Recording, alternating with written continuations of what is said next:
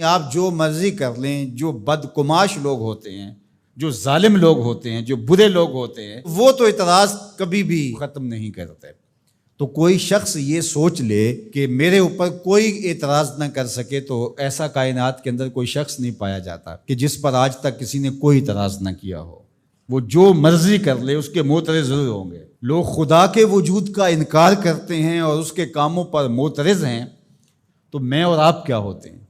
تو ہم نے یہ دیکھنا ہوتا ہے کہ ہم جس سمت جا رہے ہیں وہ سمت درست ہے، اس میں ہمارا نفس شامل تو نہیں ہے، ہماری خواہشات، ہماری آرزوئیں، ہماری تمنائیں، انہوں نے ہمیں غلام تو نہیں بنا لیا ہوا۔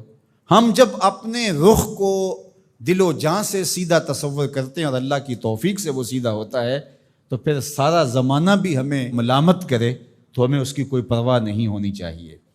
اور یہ آرزو کہ کوئی میری بات پہ معترض نہ ہو، ہاں آپ کو یہ ضرور کرنا چاہیے کہ آپ خام خواہ اپنے آپ کو اعتراض اور ملامت کی جگہ پہ نہ کھڑا کریں۔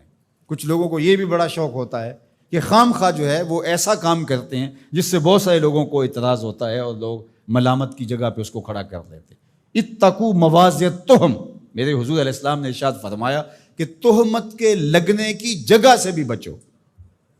آقا کریم علیہ السلام تشریف فرما تھے اور حضور کی اہلیہ محترمہ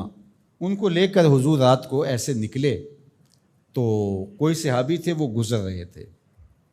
تو آقا کریم علیہ السلام نے ان کو پھر کہا میرے ساتھ میری اہلیہ ہے، تو انہوں نے کہا حضور ہمارے حاشیہ خیال کے اندر بھی کوئی اور بات نہیں آ سکتی۔ تو آقا کریم نے فرمایا کہ بے شک شیطان انسان کی رگوں میں خون کی طرح دوڑتا ہے۔ تو ایک گمان پیدا ہو سکتا تھا،